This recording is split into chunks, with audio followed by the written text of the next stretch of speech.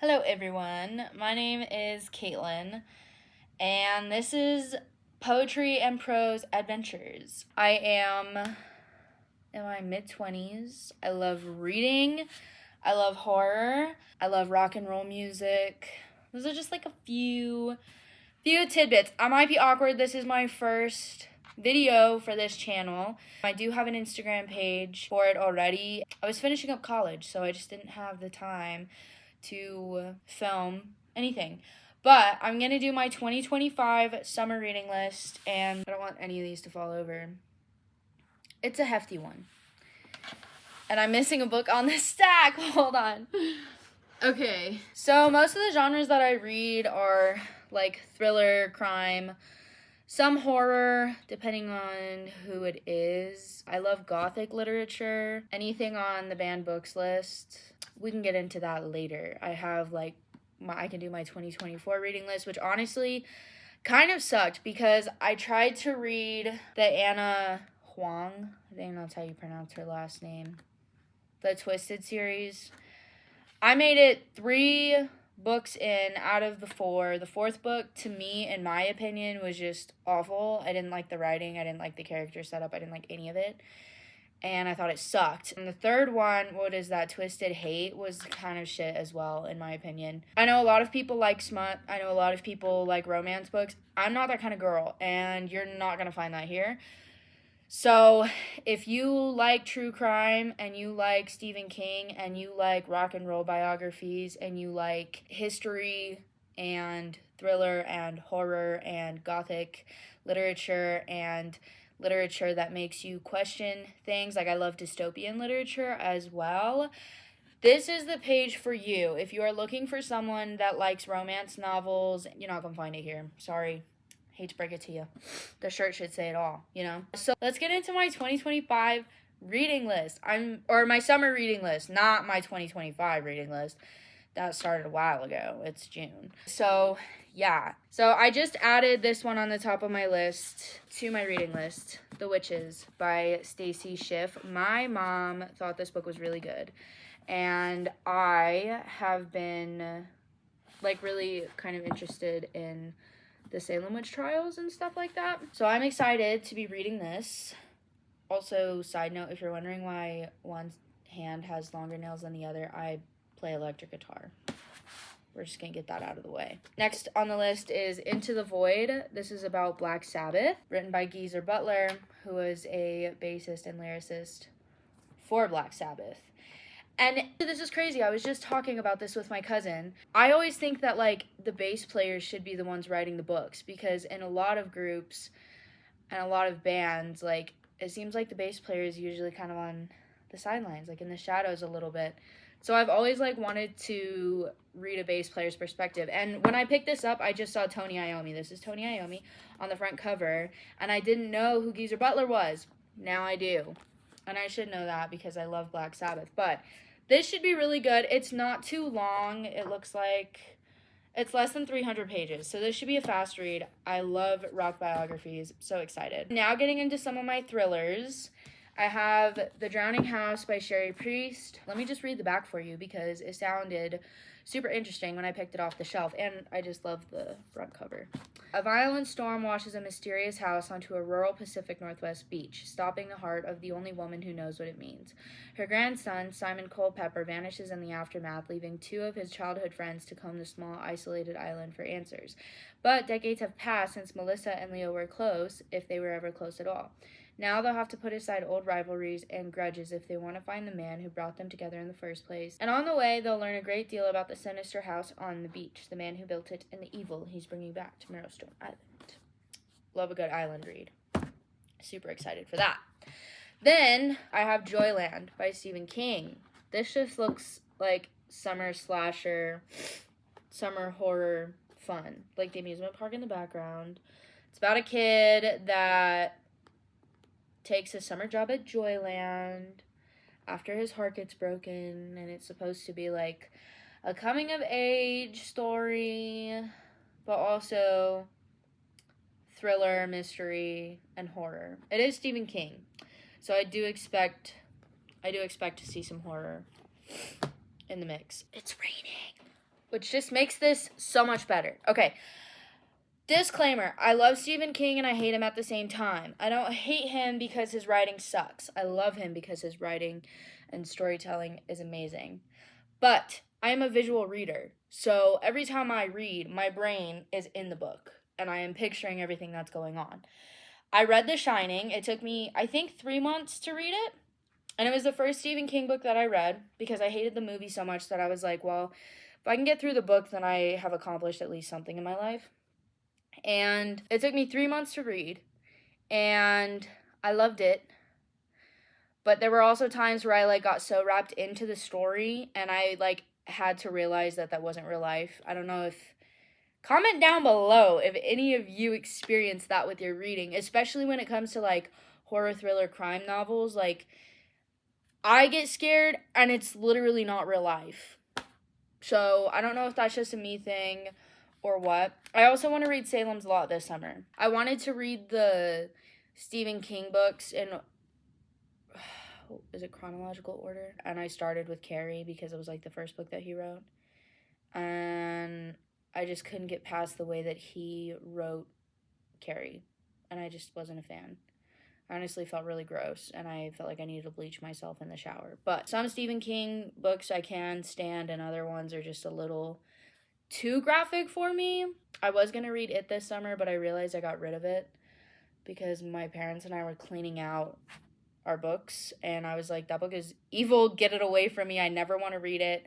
But I'm kind of bummed that I did that because I wanted to add it to my summer reading list because it's like a summer slasher, summer horror, like typical like summer adventure book, you know? So maybe I'll just get it from the library. Anyways, next up on the list we have The Stand. This, it doesn't look that fat, right? It doesn't. But the pages, my dog ripped it up. We're just going to ignore that. The pages are that thin. And this book is 1,300 pages long.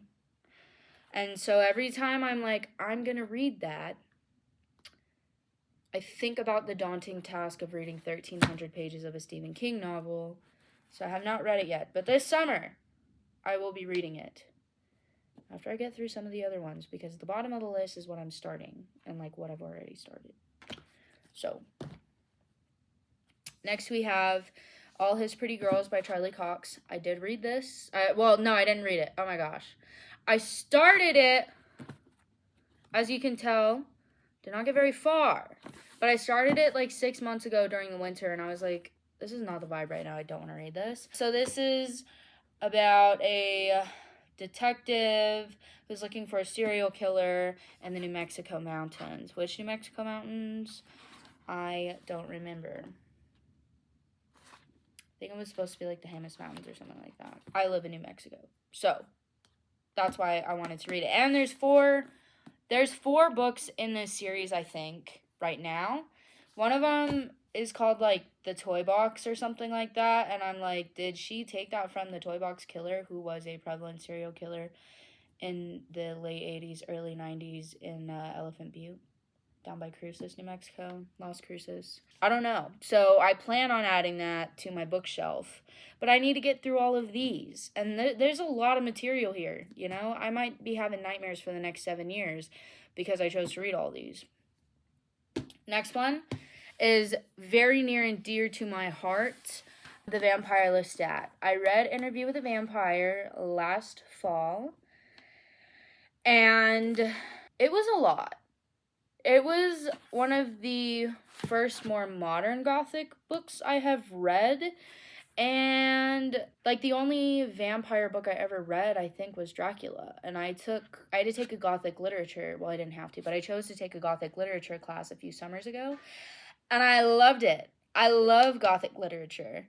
But Dracula was, like, you know, my first introduction. It's been like 3 or 4 years since I took that class. And so, like, when I read Interview with a Vampire, because I would try to watch the movie, and I was like, I don't understand what the hell is going on. My dad was like, you should read the book.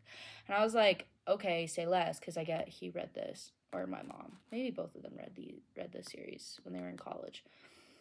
And They liked it at the time. They don't anymore. Yeah, after reading Interview, I needed a little break because there was just a lot in there that I was not expecting, like all the polyamorous stuff, and it is vampires are like written very sexually, and I have a hard time reading stuff like that. I don't really enjoy reading stuff like that. To me, it's like better left to the imagination. Like, okay, but also you could probably argue and say, well, you don't mind reading about women getting hacked to pieces or like people dying. I think it's different. I don't know. Like, sex for me is like too much. And if a book is too graphic and like too gory, I'm gonna turn it off. I'm gonna shut the book. Like, I don't know. My imagination runs wild when I read, like I said already, and so like the vampire erotica stuff that was going on was just kind of a little too hot and heavy for your girl. But I am excited to read this one because it's set in the 80s, and the 80s are my favorite decade. And it's about Lestat, who I ended up feeling very bad for after reading Interview, because this tells his story of what the hell happened to him and why he was the way that he was. Also, the movie is really good after you've read the book, in my opinion, because the book adds more depth and more to the storyline, and it's like easier to understand. Also, Tom Cruise, love Tom Cruise. His role as Lestat was not my favorite, but Brad Pitt's character was very good. I already forgot his name. Anyways, so this one's about Lestat, and he's a rock star in the 80s. So this is right up my alley. If you've seen Queen of the Damned, there's like a scene of Lestat as a rock star. Great movie. Okay, next we're going back in time to Shirley Jackson's The Haunting of Hill House. Now, I've seen the Netflix series more than once. Love it. Adore it. This has been on my reading list since I was, like, in high school, but I just never knew how scary it was. But I love a good Shirley Jackson story, so that is part of the summer. I guess we could say it's kind of Gothic, so it kind of fits the vampire Lestat vibe, you know? Next, we have Murder Road by Simone St. James. This is definitely a slasher. It's set in 1995. It's about a couple that is on their honeymoon. They take a wrong turn, find a lone hitchhiker on the side of the road, and it's deserted. But the hitchhiker isn't who he says he is, obviously. Oh, and then the hitchhiker dies, apparently. I'm just reading the back of the book for you. So, unexplained murders have been happening along this road called the Atticus Line. This should be pretty good. It says that it's kind of supernatural. So I don't know if it's like supernatural or slasher. So we're going to find out. Could be a little bit of both. So I'm excited about that. You're probably like, wow, this is quite the introductory video. You should have seen my mom when I was buying all this at the store. True crime. I got 3 true crime books. One I am more than halfway through with. Thank God. Because it's good. I mean, it's really good. But it is a lot. I'm going to talk about that more in a second here. This one is going to be a pick up and put down several times this summer, and that is Ted Bundy, Conversations with a Killer. Have you seen the Netflix documentary? I've seen it more than once. I watched it when it first came out over fall, my freshman year fall break at university, and I was terrified to go back to school because, you know, the co-ed killing. So this is about what goes on in his brain and the exclusive tape recordings of the interviews that happened after he was, I think, finally caught after he escaped jail, like, what, 3 times? So I'm very much into true crime. I find the psyche and the way that people's brains work based on their childhood development, how they were taught things, how they were disciplined. I find that to be very interesting, and serial killers are just very interesting to me. Not because I want to be one, but how their mind operates so differently from everybody else's. And so I'm just going to read you the first couple sentences of this book because I had to close it as soon as I read this, and we got to get past the foreword, which I'll read. Okay, this is the first paragraph. Ted Bundy's most apt and accurate single-sentence self-description was offered not to us, but to the group of North Florida cops who interrogated him soon after his final arrest in Pensacola in February of 1978. That was after the co-ed killings. Said Bundy to the police, "I'm the most cold-blooded son of a bitch you'll ever meet." And that sent shivers down my spine the day that I got it, and I was like, you know what? We could save this. Not for a rainy day. But it should be very good. I'm terrified, but also intrigued at the same time. So, we will keep you posted. Also, just so y'all know, I do have a website. I'm working on it right now it's going to be a blog to, YouTube videos are going to be accompanied with it. I will have a page for all of my YouTube videos, and then my blog posts I'll have written blog posts similar to what I'm talking about in my YouTube videos. And sometimes it might be different. Sometimes it might be the same. You might be like, I don't want to read that because I watched the video and her video was more interesting than her writing. So you might find the blog post to be boring. I also write some poetry. So that's going to be on the website as well. And it'll be under the same name, Poetry and Prose Adventures. And then the Instagram is also Poetry and Prose Adventures. So, yeah. Okay, we got 2 books left. So next up is Mindhunter. This is my favorite television show. I think the writers of whoever produced it on Netflix, I'm sure they got with these guys to talk about hey, how do you want to do this? What are we gonna do?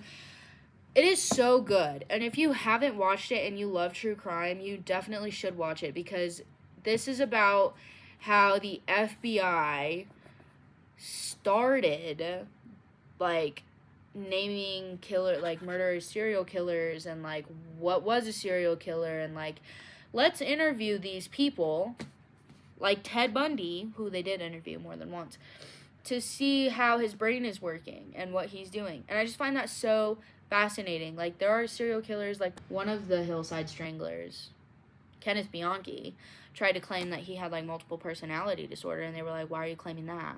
But he was acting like he was possessed, which he probably was because demons make you do evil things. And evil people do evil things. So anyways, I'm very excited to read this. I've been wanting to read this since I was a freshman in college. And it should be really good. Also, the text is big. Love that for my blind self. So I'm very excited about this. And last but not least, it got wet because I was reading it in the pool yesterday. R.I.P. the book, but that's fine. It just looks well read, So this is Helter Skelter. My spot is right here. I'm on part 5, the trial. Manson was an interesting fellow. And this is one of the best books I've read in my entire life. And it's also similar to how the Ted Bundy book's going to be pick up, put down for a while. But if you haven't read it, I'm not going to spoil it for you. Just know that the most interesting thing that I could ever think of when somebody decides to form a cult is that they base it around the Beatles and a Beatles album. And they assume that black people are going to take over the world, and studied Scientology and the Bible. His philosophy was based on Scientology, the Bible, and the Beatles. So, and then, of course, for my true crime fanatics, we all know, as soon as one of these idiots gets caught after they've murdered a bunch of people, I'm going to be my own attorney. None of you can represent me better than I can represent myself. Manson did it too. And then his girlfriends were in jail talking to everybody on the outside. It's crazy. I mean, seriously, he was a nut job. We all know that. But this really dives into, what he believed and why. And, he was not okay from the get-go. I mean, the kid was born messed up. But I hope you enjoyed that. I will have a blog post out soon. I'm just working on writing it because it's hard. Okay, I just finished college 2 months ago, and my brain still is figuring out how to work normally again, if that makes sense. So anyways, hope you enjoyed. Please subscribe, comment if you've read any of these and what you guys think, or anything like that. Introduce yourself in the comments. This is going to be a fun little book community. If you have any book recommendations for like getting into the fall, please let me know. I'll start writing a list. And yeah, hope you guys enjoyed. Don't forget to follow me on Instagram, and see you guys in the next one.